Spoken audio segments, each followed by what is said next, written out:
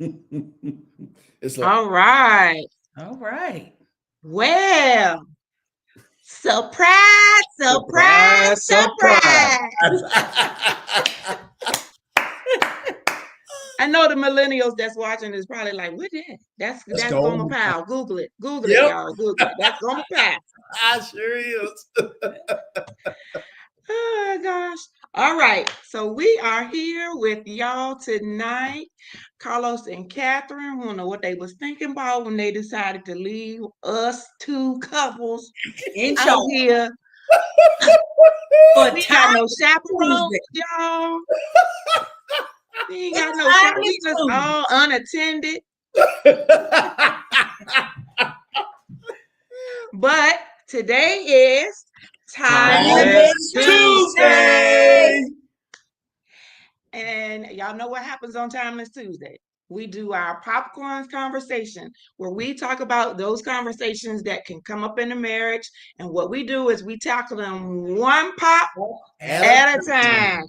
All right. So last week we had a super discussion. I mean, that thing was on and popping last week, but we were talking about them non-negotiables. Yeah, that's We right. had a lot of folks that had tuned in last week and they were coming on with a lot of their non-negotiables. Some of the stuff we hadn't really thought about before, but it was amazing. Yeah. So tonight we got Pastors Alvin and Victoria Parker back with us again here Give it tonight up, give it up, give it up. Yes. from the True Word Christian Center. Did I get it Yeah. right? Yes, True Yes. Word Christian Center. Tennessee. They out there in Tennessee, y'all. That's where they at. They out there in Tennessee. Moonshine country. And we are Calvin and Jocelyn Jones. We are repping Black Diamond Marriages out here in the Northern Virginia area. Whoop, whoop.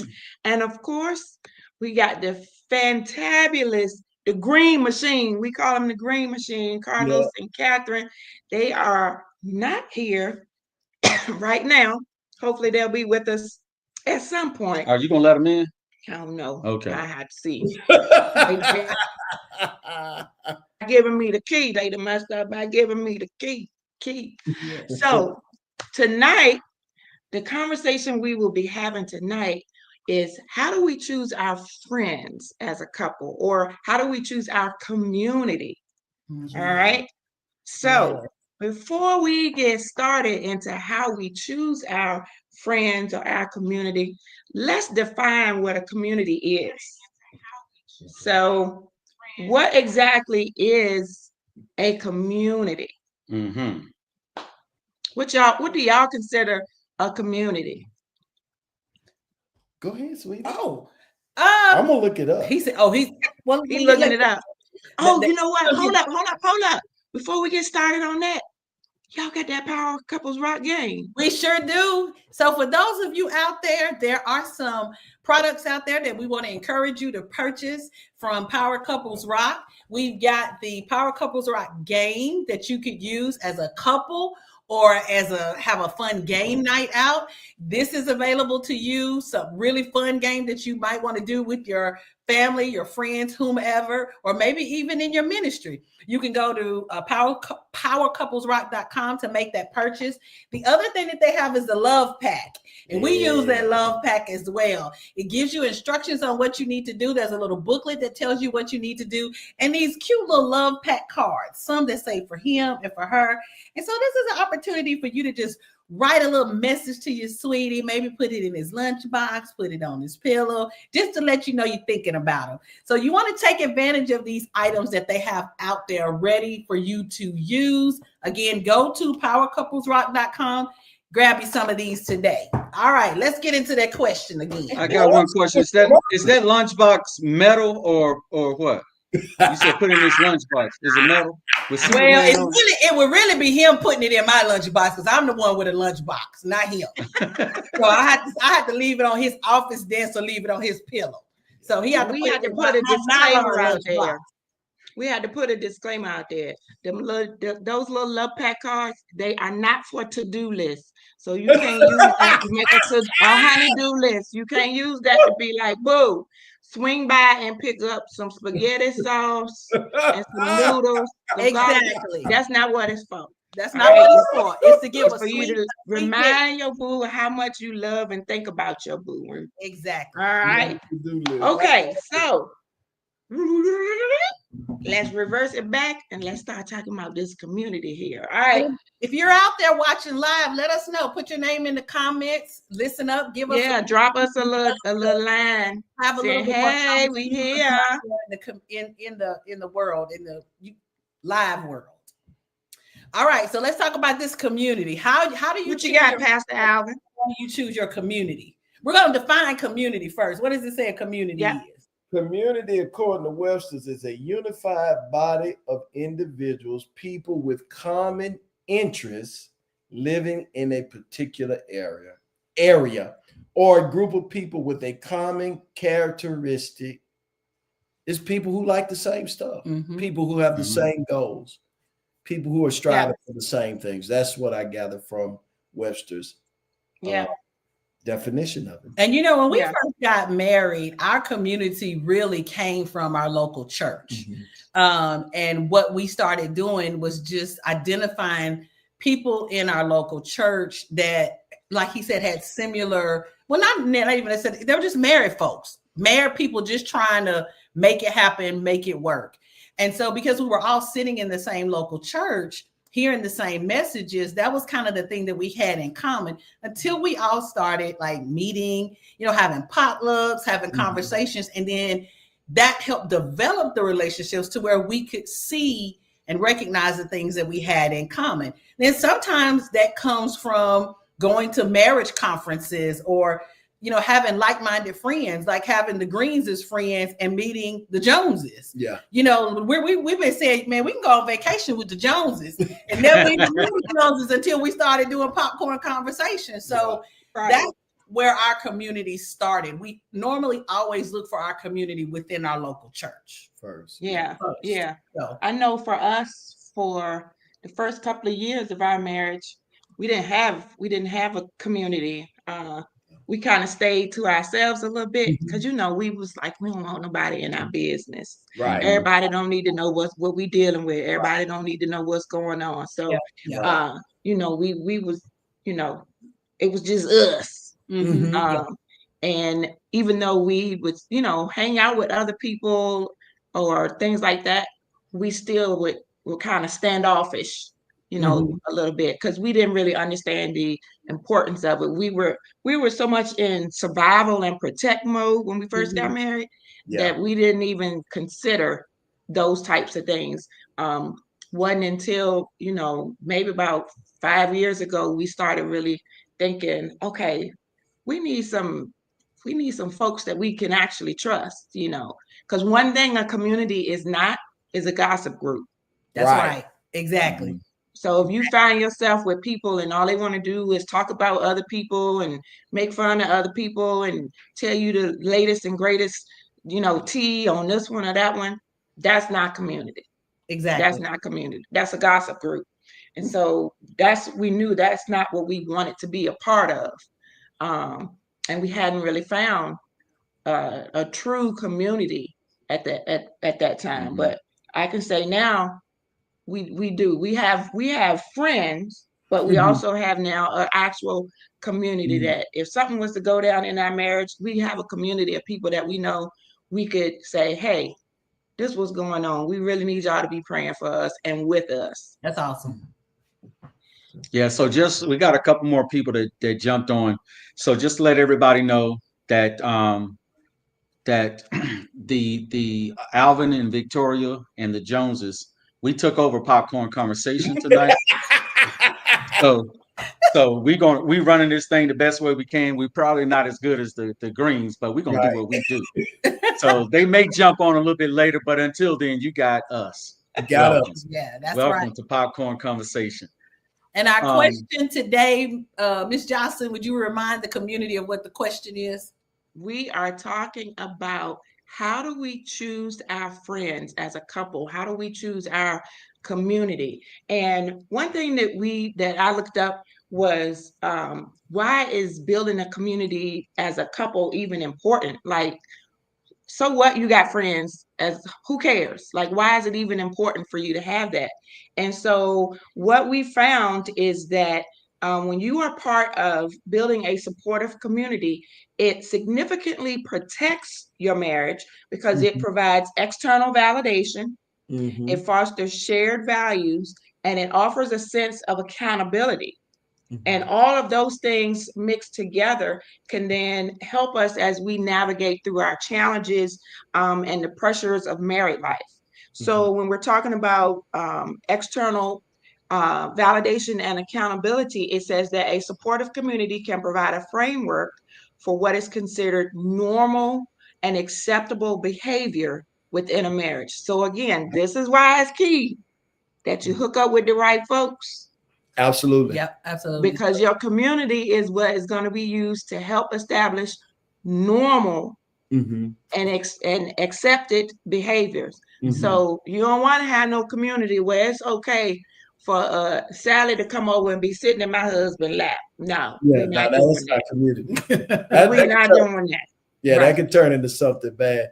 That's one of the Exactly. things I share with people a lot is that having that community, we've always told people we learn how to be married in the local church. And if it wasn't for meeting people like Carlos and Catherine in the local church, I really don't know where we would be, because I told people, I said, you need to have folks around you who have strong marriages, not perfect marriages, Mm-hmm. but Right. strong marriages, Yeah, people yeah. who are striving to live in a marriage the way God designed it. And what that does is it strengthens you. Because I tell people, even the dumb stuff I did, somebody did it with me and someone showed me how to do it.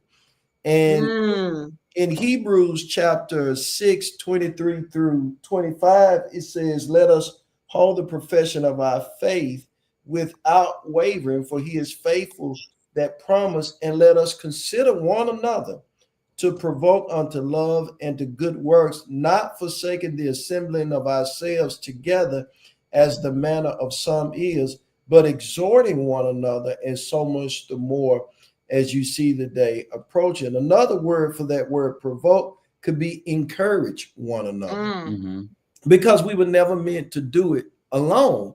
And so many Mm-hmm. people try to. And I can remember in those potlucks, in those conversations, especially Victoria and I, when we first got married, we were figuring out how to live together. And sometimes you can feel like, man, did we make the right move here? And then we would have those conversations around what was being preached at church. And we realized, oh, we ain't crazy. We just learning how to live together. Right. Because somebody else was talking about how they were making adjustments. Right. And so people were further along than you. So you were able to say, hey, man, if we stick this out, this is what we got to look forward to. So Right.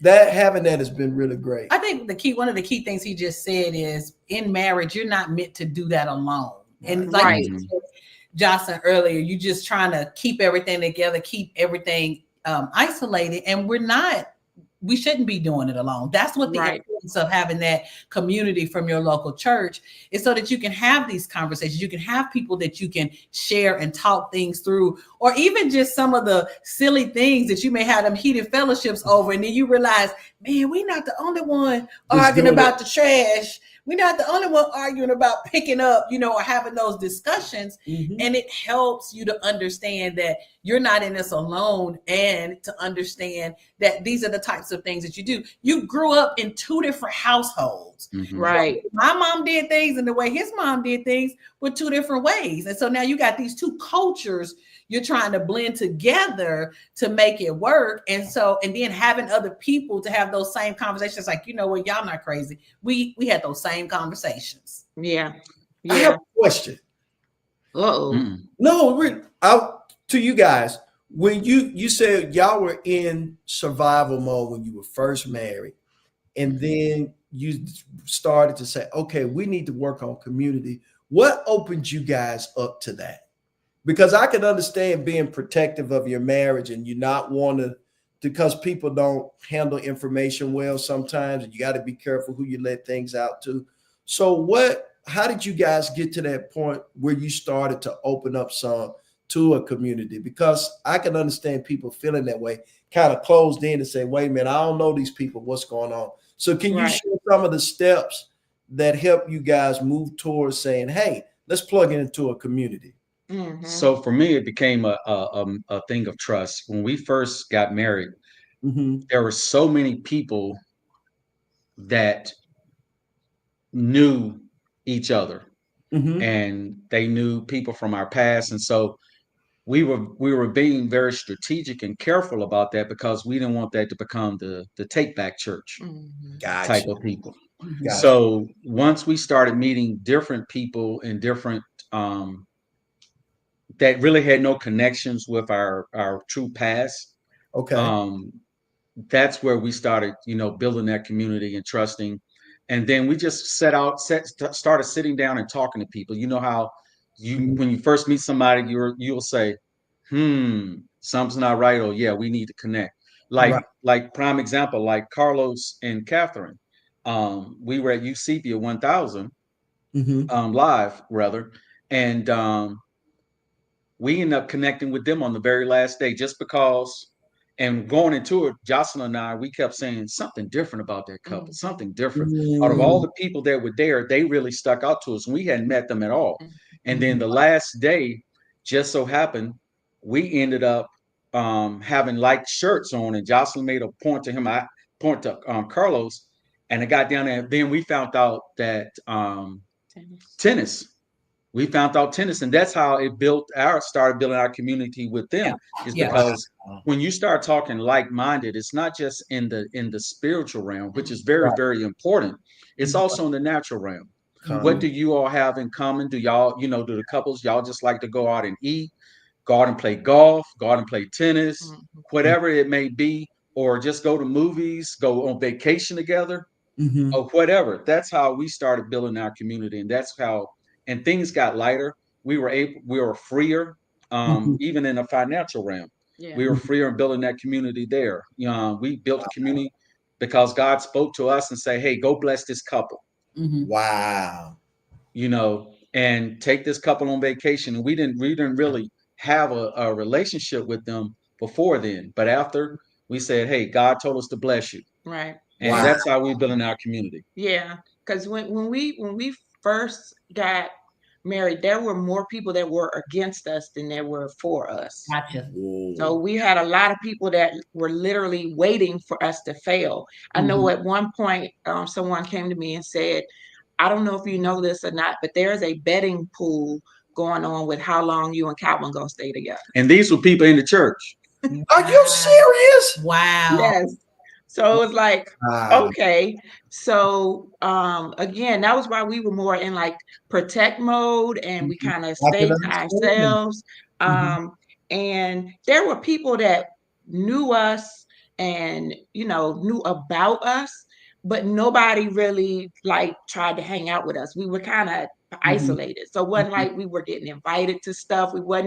Other couples would get together and hang out, but we only got invited to stuff when it was like a gift or money or something was involved. It was like, oh yeah, put them on the list because they're gonna give you $50.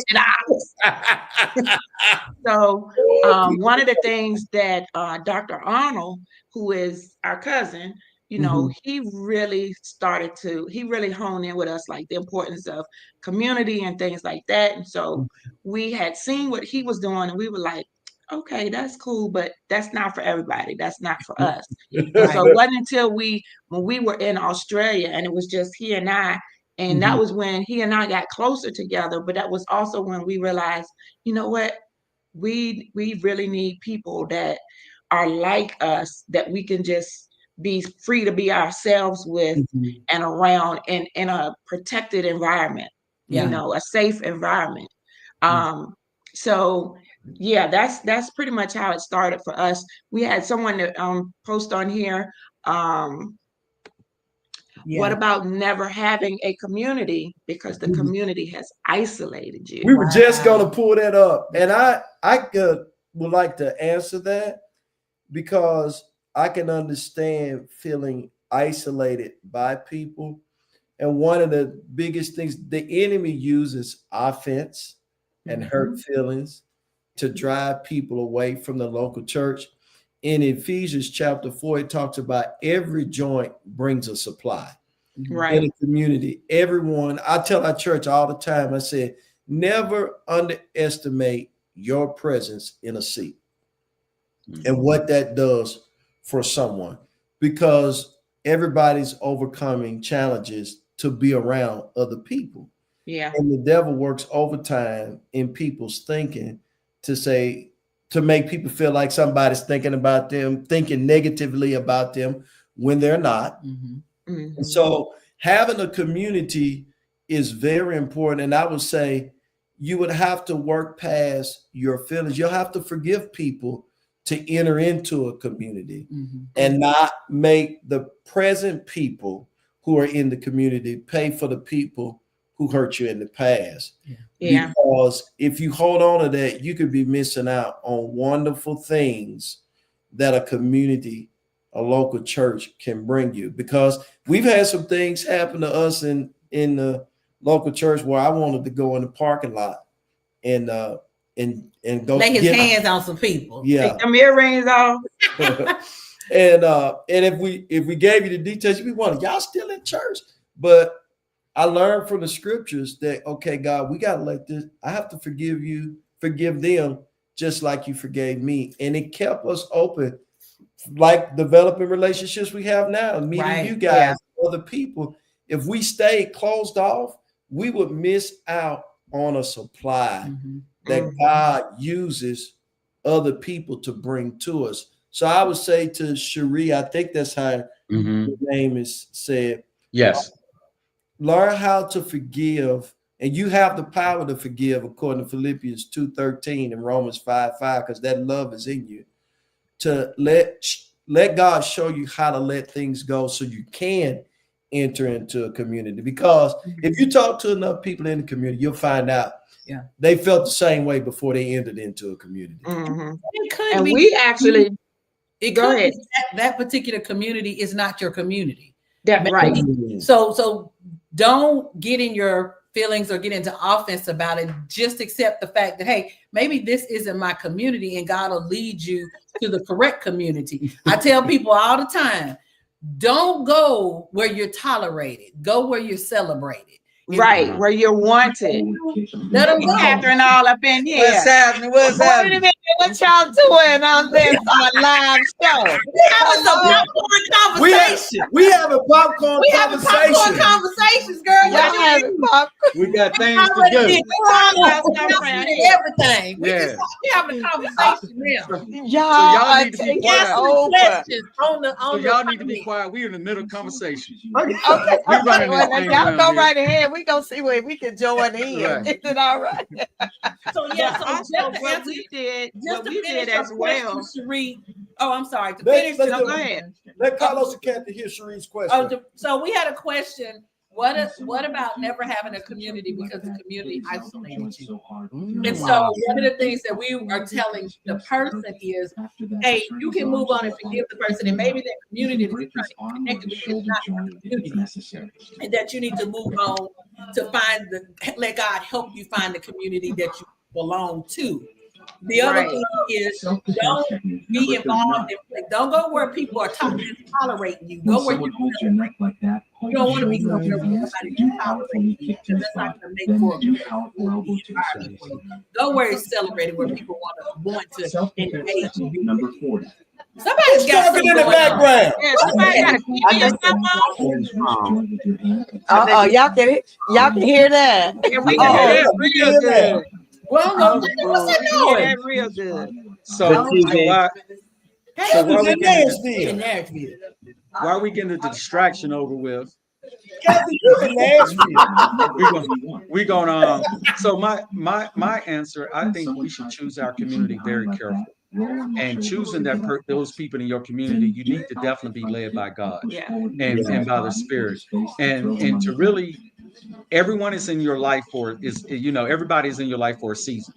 So to kind of piggyback on the responses to Cherie, is that if you so happen to get in a community and you feel isolated, maybe God is telling you it's time to leave that community and move on to and find someone and ask God to lead you to a better community.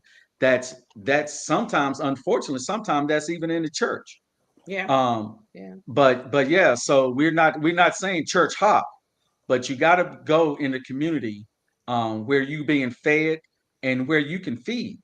And if you can't do when you can't do either or one of those, um, I said that wrong. If you can't do either one of those or both of those, you just really need to really seek God and be be patient and not respond or do things in a hastily manner.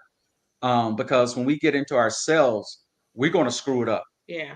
So really choosing that community and knowing that it's strong. Yeah, because that's what we did. Our prayer became, Lord, put the people around us that will help us reach the destiny and the purpose that you have set for us. That's awesome. And once we prayed that and we prayed it like with sincerity, and we were open to accept whatever that looked like, because it might not look like who you think it's going to look like. That's when the Lord really started to put people into our lives, and we were just like, wow, we would have never thought this is somebody we would have hung out with, and it's really been a blessing to us and to our marriage, and really it has helped us to even reach another level in the Lord, because now we see, like, okay, if God can do these things for them, he can do them for us. So it builds up our faith to be able to see how God uses other couples and the things that he does in the lives of other couples. I love it. I know that we've moved like to 4 or 5 different places, and our prayer had always been, Lord, surround us with couples of like values, couples who love the Lord, and couples that we can do life with. And he's always delivered above and beyond anything that we could have ever asked or imagined. And even those couples that once we left that other city, we still maintain strong relationships with those couples because they were all God ordained. So like with Alvin and Victoria, they were in our first couples group that we have. And so it's been 20 plus years and we're still connected with one another. Now, a lot of the couples that we were with, we just did, not that they weren't bad or anything like that, but it's just, there are certain couples that you just connect with. And you might not even see them for like 3 years or whatever, but you can still catch up. It's like, oh my God, we've been together. We haven't been together in 3 years, but it's like we've been together for 3 years. Right. Because it's just that connected. So Cherie, thank you for that question, because it is so important that we find, Catherine and I find so many couples that don't have community, but I know that they're craving community. And I know if your heart desires community, God will deliver that community to you. Yeah. May I add something real quick on this one? Proverbs talks about showing yourself friendly. And sometimes isolation is self-inflicted. I'm not saying that about you, Cherie, but I would see people do this from pastoring all this time. Like, I don't have any friends in the church. I don't meet, but you come into church right before it's time to start, and then you leave immediately after church is over, like your hair's on. There's no opportunity to meet people if you're not making yourself available for someone to even say hi to you.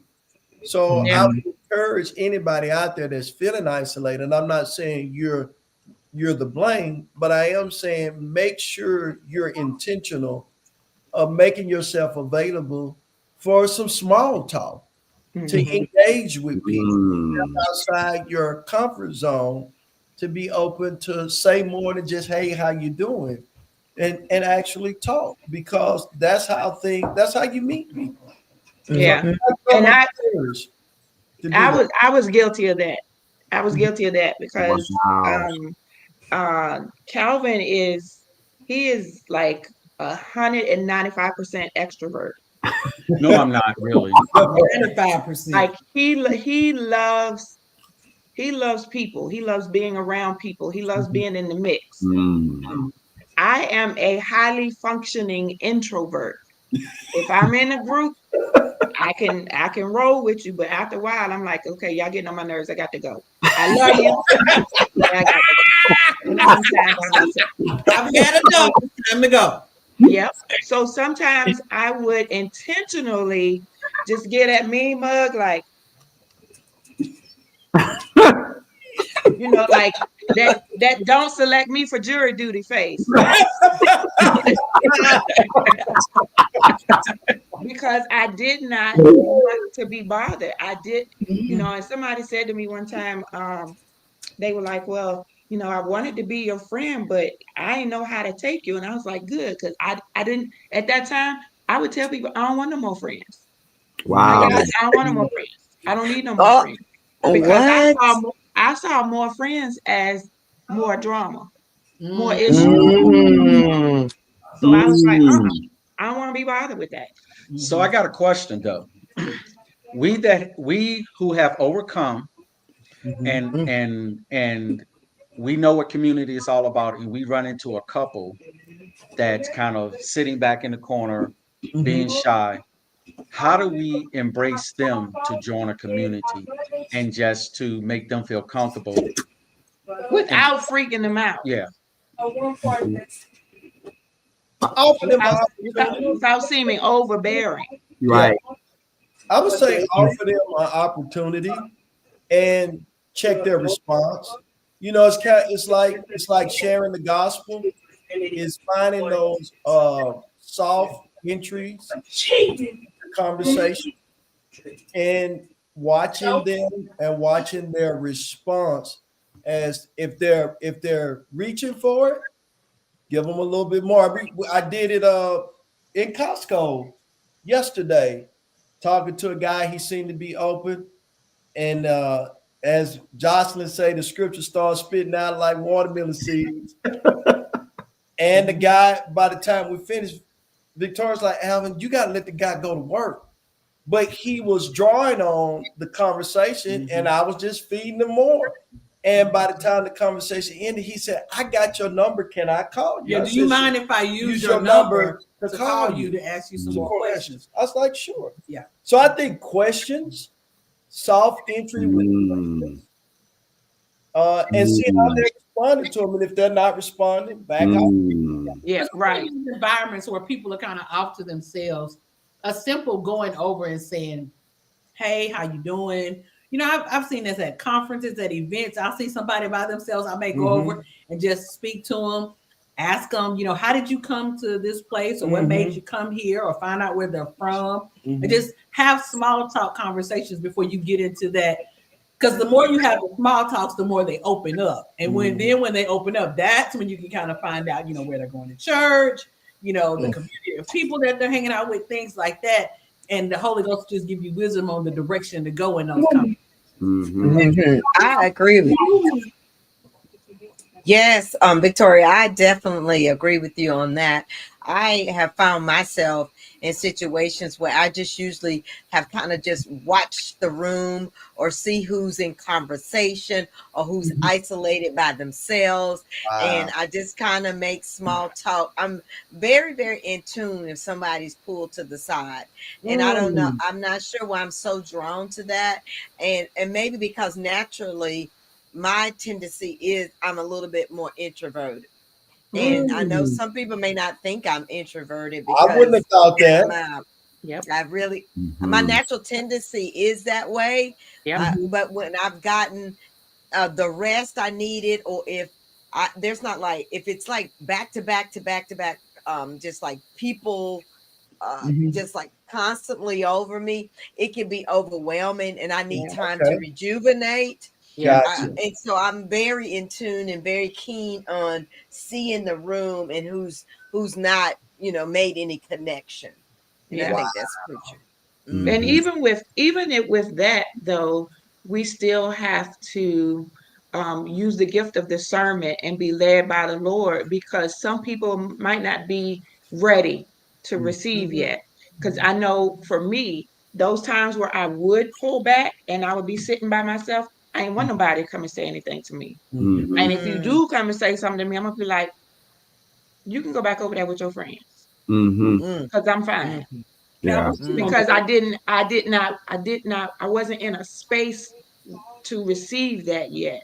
So even mhm, with that, we have to make sure that we are allowing the spirit of discernment to lead us and guide us, and Mhm. as to, okay, now go over, this person needs to be approached, this person is ready to be approached, and not just be like, hey, what you doing sitting over here by yourself, come on, because then you mess around, you get embarrassed, I got to tell people us, that don't know Miss where people Johnson. at. We can have So, John, I got a question, but I do have a question for you.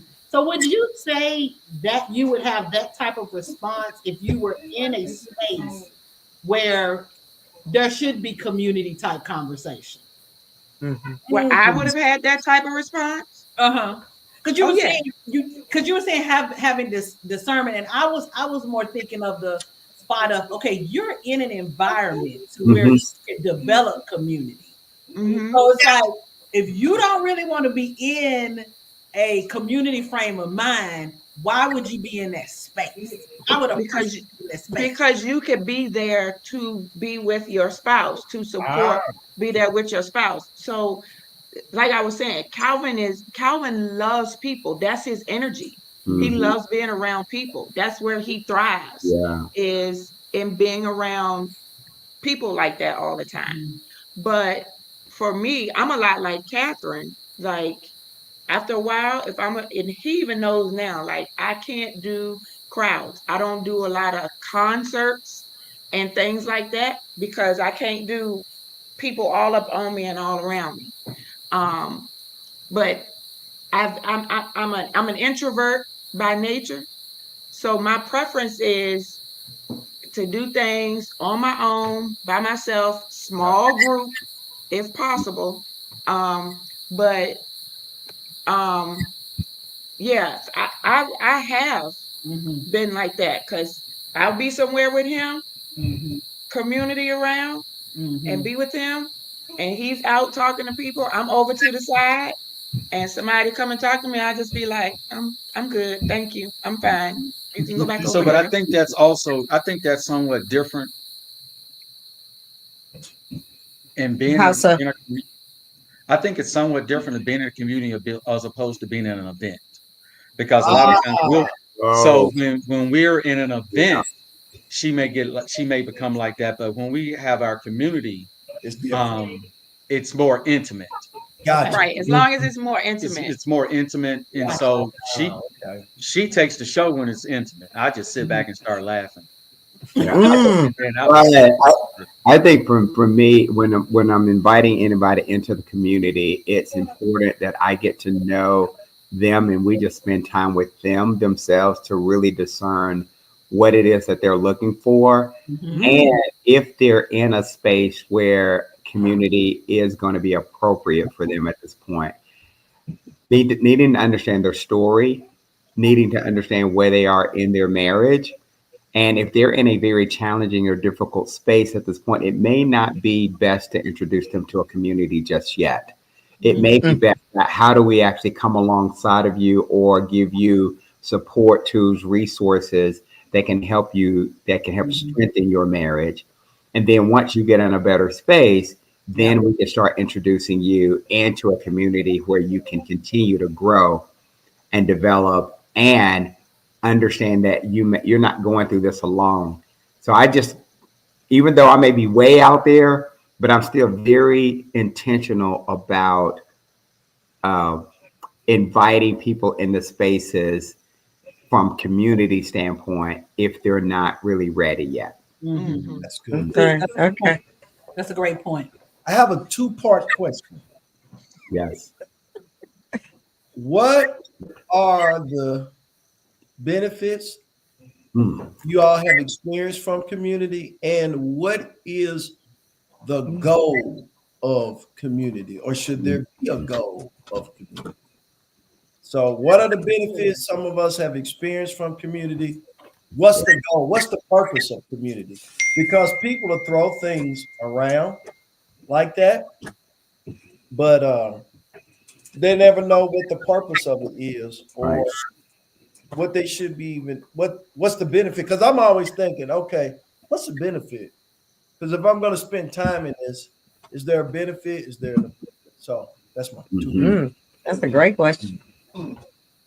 Who's gonna take that one?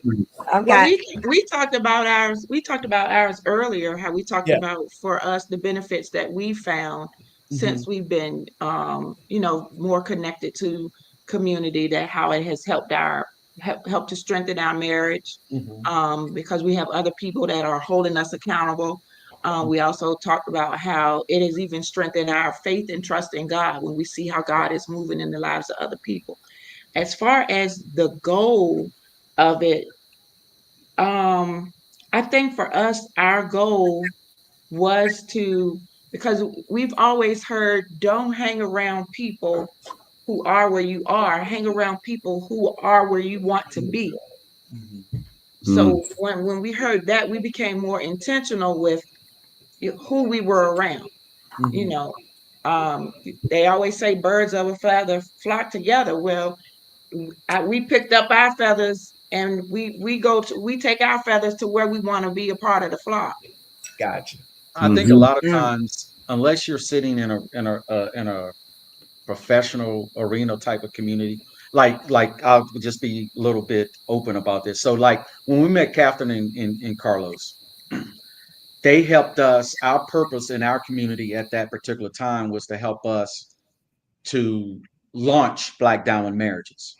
Gotcha. So that started that community. That was the goal. Those were the objectives in that regard. Mhm. But also within that community, we have conversation that has nothing to do with Black Diamond Marriages. It's just whatever. So a lot of times, I always like to answer those type questions. Mhm. Um, Alvin, is it depends. Okay. Mhm. That's It fair. really depends on, how you want to come into it. Do you want to just come into it and just, hey, man, let's just establish a community. You come over our house and eat dinner. And I think a lot of times we don't want to come in. We have to be careful of coming into a community with set expectations, Mhm. because we don't want to put, sometimes you don't want to put parameters on how God can move. So if we come in with set expectations, Unspoken expectations. unspoken expectations, Mhm. you kind of limit where the direction you may be able to go, Mhm. um, with that. So I'm not saying you shouldn't, but we have to be Mhm. careful and be led also. Yeah, I think that for us, and Carlos may have talked a little bit about the benefits, but from us moving from state to state, and we didn't have family in the state, one of the states we moved to. Mhm. And when we found community, and I do believe God, because we're seeking his face on so many things, Hmm. he's Right. placing those people in our lives that we need, that whatever we need each other. And Mhm. we just felt like community and doing life with other couples, Mhm. particularly because that was really our prayer about, particular having couples that we can surround ourselves around. That was our prayer. And that community of couples that we had have been around, they've just been life-giving in some areas. Some of the couples didn't stay together, Right.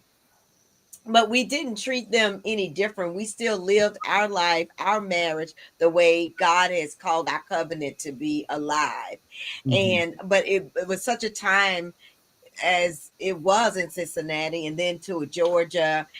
Those couples, they added value to Mhm. our life. And if a couple maybe had a little bit more drama, it wasn't that we kicked them out.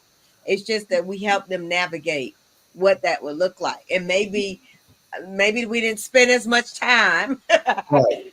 because you need to give too. You can't Right. just be taking. You just can't be sucking that all the time. You got to be able Mhm. to give.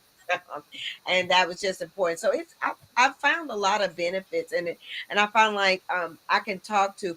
There's always, I believe God just gravitates me to someone, because when you're in leadership, you got to find those communities where you can be vulnerable, where you're not judged, that you're not criticized, that you're just like, can I just be real with you, where how I'm feeling, what I'm going through? They will pray with you, but they will also listen to your heart. And that's just that's very critical, and it's been, I think, very beneficial for me and Carlos. Yeah. I think for me, when you talk about the benefits and the goal, Alvin, for me, I always see the community that we do life with as a church community. Like, don't, what is it? Don't neglect or don't forget the assembly of the saints, right? Yeah, that's what he was reading earlier.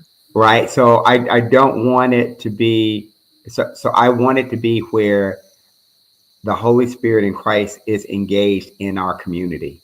Gotcha. And that is, even though no one's up there preaching, we don't have a praise and worship team going on, but the Holy Spirit is really working within our community.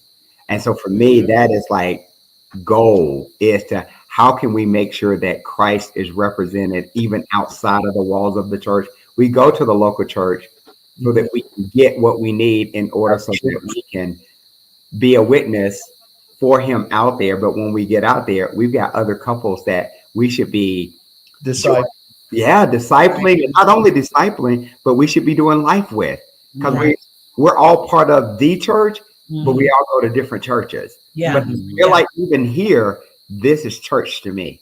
This is life-giving for me, because the word is going forth, the Holy Spirit is speaking, we're getting closer and closer, and we're getting better and better, or gooder and gooder.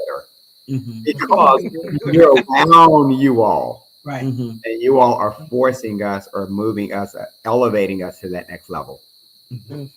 Yeah, Carlos, I think something that you just said a minute ago is about discipling, and not because some people will think that they can't get involved in a community because that group is kind of cliquish, but at the same time, it's like you're protecting the community because you need to get to know that person. To see, because what you don't want is to have a community and you all moving in a direction of encouraging each other, and then you got somebody that hasn't matured enough yet, and they come in and all they're doing is complaining about stuff, or it's always about something that's not right or something that happened to them and things of that nature, when what we're trying to do is we're trying to uplift each other. We're trying to help each other to see the word is the answer. And as much as people don't want to believe it, the word is enough for every situation in your life. And so we keep reminding each other of that, and not sitting around listening to a bunch of pity parties all the time. It's like, okay, baby, shake it off. This is what the word has to say about it, and this is how you need to move into that direction. So that when you said that, that's what it made me think about. It's like, yes, we're in community, want to disciple each other, but people need to get to a point where they can be a supply to the community and not always drain to the community. Let's get ready to read that. That is such a good one. Yes. Go ahead and read it. Loving honesty, from trusted community has helped me to look internally, which ultimately helped me to grow with the Lord and with my spouse. That's Miss Dahlia. Amen. Yes. Can we say that it's really learning how to fellowship with one another? Yeah. Because for so many years, my wife and I talk about this a lot. For so many years, we've had fellowship around the wrong things. When we come into the local church or we come into Christ, we often leave communities because we see from the scriptures that we can't do that anymore. Right. Over here in this life, and we're like, okay, I'm used to having fellowship, but it's fellowship around the wrong things. Right. Learn how to fellowship around godly things, and that makes that even more important. And sometimes, like the person said earlier, you can feel isolated. So just a thought on fellowship. No. Yes.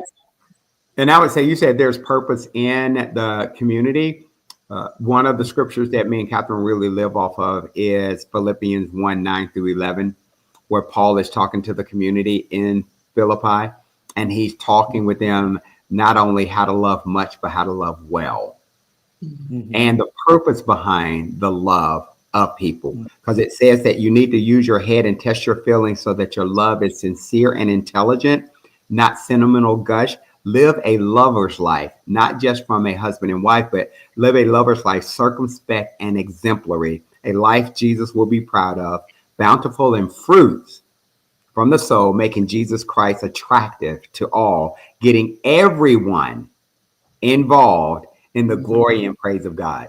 Mhm. So I know But you whenever know, we're around you all, we know that he is going to be lifted up. We know that. And that's life-giving. yeah, that's an actual prayer. Right? I know. It That is. is a, He says, so and this is my the prayer. says, yeah, he Yes. says, I pray that. So that Yes. would be a good prayer to pray for community, because Right. in the Amplified Classic, it says that I pray that your love would abound more and more, and that you would learn to sense what is vital. Yes. So that is a great prayer, because you need to pray about, who do I connect with? Who, even in a local church, who do I connect with? How do I grow? And I just think people really need to understand that we need each other. And Yeah. there's value that we bring when we come together. There is a supply of encouragement and inspiration from the Holy Ghost Right. when we come together around the right things. It's like y'all said earlier, this is not a gossip. This is not to spread information. If you're not about moving forward in your marriage, if you're not about this word and how we can apply it, then we should protect the community like that. Yeah. Mhm. Yeah. And Paul told the Corinthian church, listen, don't fellowship with a brother that's a fornicator, that's doing all these other things. He said, don't even have lunch with him. And you know it. Mhm. He said it. He said Yep. it. He said it. And some people like, man, for real? Yeah. Yeah. So that's him protecting that community. At the same time, he told them that in the same letter, if someone's overtaken with a fault, you that's mature, you can restore them. Mhm. Don't let them be overtaken with much sorrow. Mhm. Once you seen they repented, don't sit out there and leave them hanging by themselves. I'm paraphrasing it, but we need to be mindful of that. There's nothing wrong with protecting the community. And if you want to call me judgmental for protecting a community where people can be vulnerable, then call me judgmental. I'm going to exercise judgment, because part of that judgment is being able to make decisions that protect based on what you know and handle in the word. So Yeah. Yes. You know, that makes me think about, you know, when we talk about tools people that could use to develop their marriage, their community, whether it's going to conferences or it's going to, you know, a session or whatever you have. I'm very protective in that space, even with like when I take people out, ladies or whatever from my church, because I don't want to be in an environment where you spend 35 minutes telling me what went wrong and then 5 minutes of how the Lord brought you out. Yes. It's not a good environment. Yeah.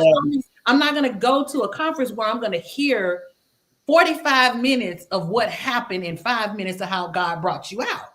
It's like you have to be careful about things like that. And Yep. so, you know, when we talk about giving people tools and things like that, it's like, hey, watch if it's on video, watch what happened last year, because you don't want to go somewhere where you're supposed to get refreshed and Right. you're Yes. home and you're drained because you sat through all of the mess before they even told you how God brought you out. So, you know, you have to be careful with Alvin. that's my Calvin look. I know. You have to be careful about those things, because what we're trying to do is help people build their marriage. And I Yes. understand that people have challenges and go through challenges, but give me a snippet, give me a synopsis, give me the cliff notes of the bad, and spend the rest of that time walking me through systematically how God brought you That's out. so good. Because that's what I need. That's good.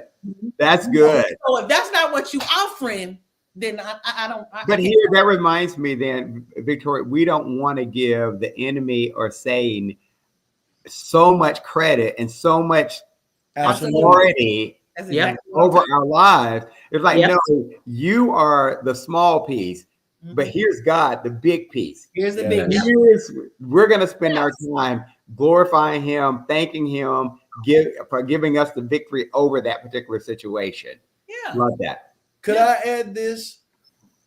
What she's talking about is how do we walk through the process?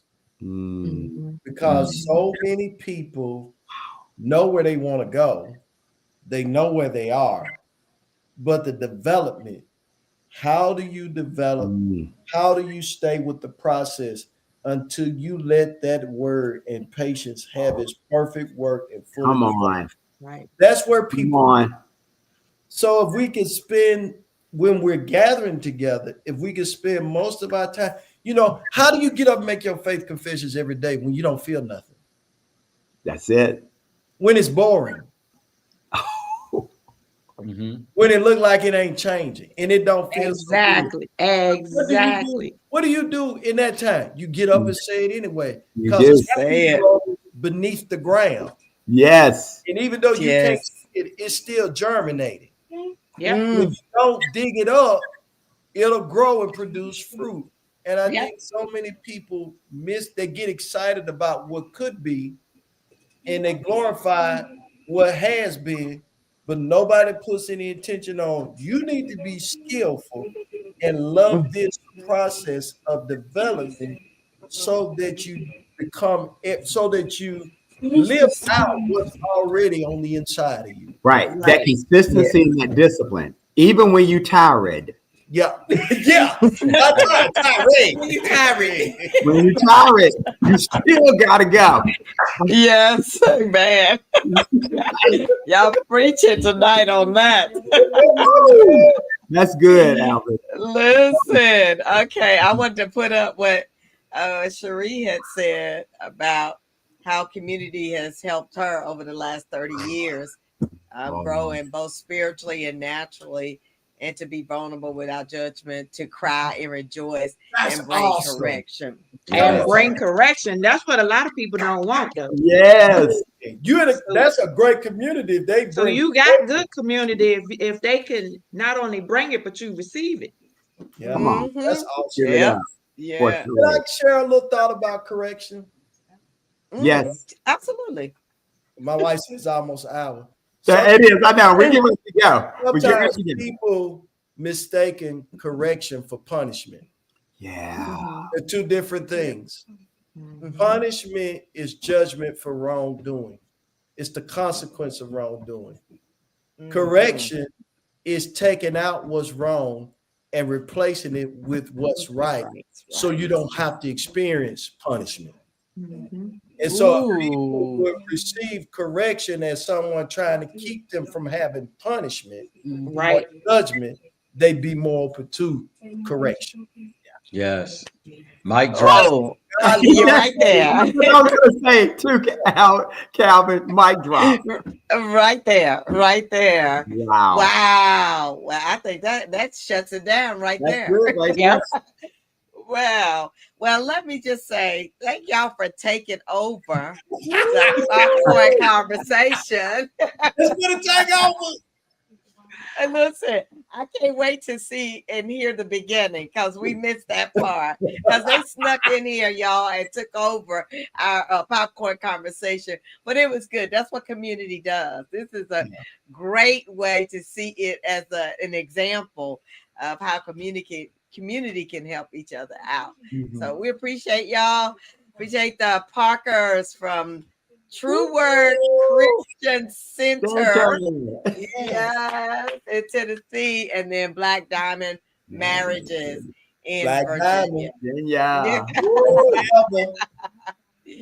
All right, right. Well, we are probably not going to be doing popcorn conversation as far as pulling from the popcorn machine because May is Mental Wellness Month, and we are going to be looking to speak with some professionals in that area to help our community along the way. Good idea. Yeah. So expect to see some of that come to life. We want to hit some of those top topics that are happening in our community to help people along the way. Awesome. But Carlos, what you got? I love y'all. I love everybody that's viewing, and even those who are just kind of coming in and coming out. I love you all. Thank you all so much. These are my people. So until we meet next time, you know what you guys need to do? You need to get Power up. Yes. Stay right there, right there. Love you guys. Love you all. Bye-bye. Love you. Bye-bye.